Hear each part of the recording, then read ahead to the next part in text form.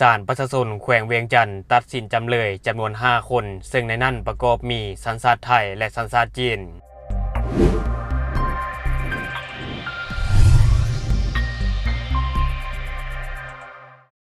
สบายดีท่านผู้ชมยินดีต้อนรับเข้าสู่รายการ Talk the New และในมื้อนี้เองข้าพเจ้าจะมานำเสนอข่าวสารที่น่าสนใจที่ศาลประชาชนแขวงเวียงจันทร์ได้ตัดสินจำเลยจำนวน5คนซึ่งในนั้นก็ประกอบมีสัญชาติไทยสัญชาติจีนและสัญชาติลาวซึ่งข่าวตัวนี้ข้าพเจ้าจะมาจากเพจเวียงจันทร์ Police News ที่เขาจะได้ลงเอาไว้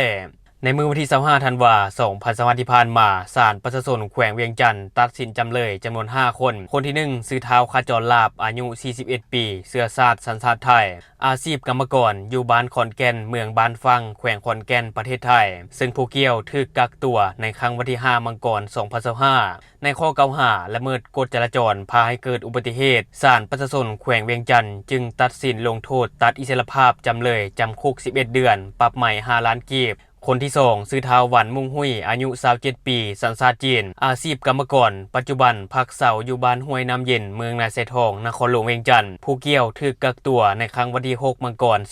2025ในข้อกล่าวหาละเมิดกฎจราจรพาให้เกิดอุบัติเหตุศาลประชาชนแขวงเวียงจันทร์จึงตัดสินลงโทษตัดอิสรภาพจำเลยจำคุก1ปี6เดือนปรับใหม่5ล้านกีบและคนที่3ชื่อท้าวห่วงจีเซิงอายุ41ปีสัญชาติจีนอาชีพนักธุรกิจปัจจุบันพักเสาอยู่บ้านดงนาโศกเมืองสีโคตะบองนครหลวงเวียงจันทร์ผู้เกี่ยวถูกกักตัวในครั้งวันที่14พฤษภาคม2024ในข้อกล่าวหาส่อโกงทรัพย์ศาลประชาชนแขวงเวียงจันทร์จึงตัดสินลงโทษตัดอิสรภาพจำเลยจำคุก4ปีปรับใหม่15ล้านกีบและคนที่4ชื่อท้าวเข่าสายอายุ34ปีอาชีพเฮ็ดนาและคนที่5ชื่อท้าวทองสวรรค์อายุ55ปีอาชีพเฮ็ดนาพวกผู้เกี่ยวทั้ง2คนอยู่บ้านนามากเมืองตุลคมแขวงเวียงจันทร์ถูกกักตัวในครั้งวันที่11พฤศจิกายน2024ในข้อกล่าวหาค้ายาบ้าศาลประชาชนแขวงเวียงจันทร์จึงตัดสินลงโทษตัดอิสรภาพท้าวเข่าสายจำคุก5ปีปรับใหม่10ล้านกีบ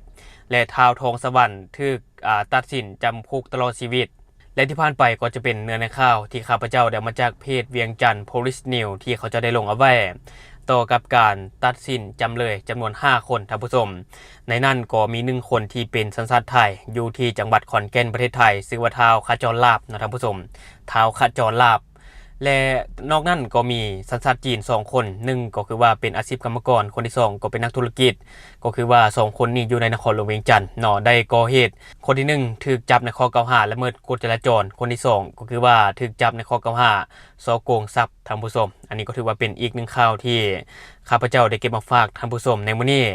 และวันนี้ข้าพเจ้าจะพาท่านผู้ชมไปติดตามอีก1ข่าวที่เกี่ยวข้องกับการลักลอบค้าขายสิ่งที่ผิดกฎหมายตามแนวชายแดนลาวและไทย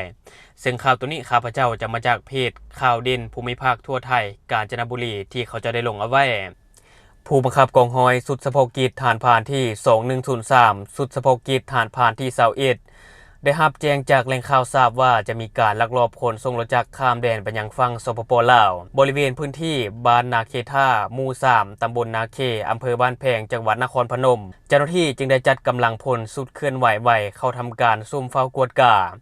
จนได้พบเห็นชาย2คนนั่งเรือข้ามมาจากฝั่งสปป.ลาวเข้ามาจอดเทียบท่าบริเวณแคมฝั่งแม่น้ำคองพื้นที่บ้านนาเคท่าและได้กวดพบกลุ่มชายคนดังกล่าวกำลังยูรถจักรลงคันไดท่าเรือดังกล่าวสุดซุ่มจึงได้แสดงตัวเพื่อขอกวดสอบเมื่อกลุ่มคนดังกล่าวเห็นว่าเป็นเจ้าหน้าที่จึงได้ทิ่มรถและก็ได้อาศัยความมืดหลบหนีไปได้จากการตรวจสอบของเจ้าหน้าที่พบว่ามีรถจักร Honda Wave 125i สีเทาบ่ติดป้ายทะเบียนจำนวน1คัน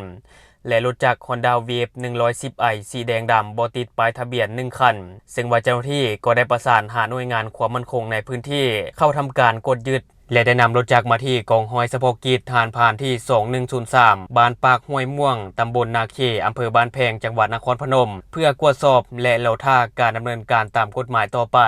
และที่ผ่านไปก็จะเป็นเนื้อในข่าวที่สามารถสกัดเครือข่ายค้ารถข้ามชาติซึ่งว่าต่อกับเหตุการณ์นี้สามารถยึดได้เพียงแต่ของกลางเท่านั้นส่วนผู้ต้องหาสามารถเอาตัวหลบหนีไปได้เนาะและต่อกับเหตุการณ์นี้ก็คือว่าสามารถยึดของกลางได้เป็นรถจักร2คันHonda Wave 125i 1คัน Honda Wave 110i จำนวน1คันรวมเป็น2คันซึ่งต่อกับเหตุการณ์นี้ก็ถือว่าเกิดขึ้นอย่างต่อเนื่องท่านผู้ชมสำหรับกลุ่มแก๊งที่ค้าขายรถจักรข้ามชาตินี่นะเนาะ และทั้งหมดก็คือเนื้อในข่าวที่ข้าพเจ้าเก็บเอามาฝากท่านผู้ชมในมื้อนี้สำหรับท่านผู้ชมคนใดที่เบิ่งคลิปของข้าพเจ้าอยู่ยังบ่ได้กดติดตามช่องยังบ่ได้กดกระดิ่งแจ้งเตือนก็อย่าลืมไปกดเพื่อเป็นกำลังใจให้ข้าพเจ้าได้ผลิตคลิปดีๆแบบนี้ออกมาเรื่อยๆหรือสำหรับท่านผู้ชมคนใดอยากตามนิติเตียนก็อย่าลืมฝากไว้ภายใต้คอมเมนต์ของเฮาแล้วเขาจะเข้าไปอ่านและก็ตอบแลกเปลี่ยนประสบการณ์นํกันอย่าลืมสนับสนุนกันด้วยการกดติดตามช่องขอบใจ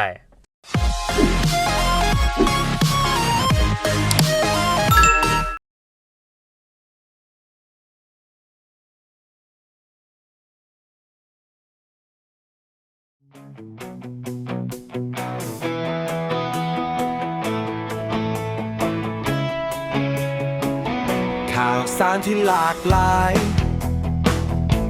วิเคราะห์ตรงประเด็น อัปเดตใหม่ทุกวัน เช้าสายกลางวันเย็น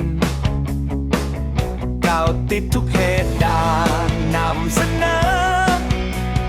ให้ทุกท่านได้เห็น โปรดกดติดตามไว้ช่องTalk the News Talk the News Talk the News Talk the News Talk the News นำเสนอโดยคนลาวเจ้าข่าวจากกรุงไหนลงคลิปก่อนใครไรเสิร์ฟสิ่งใหม่ๆให้เสมอ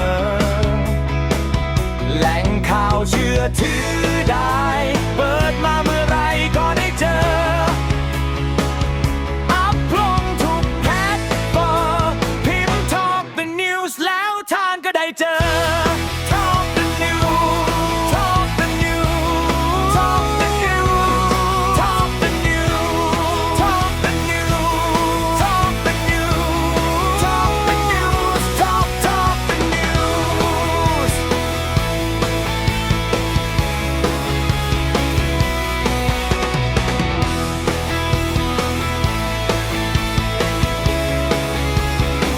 พบกันทุกช่องทาง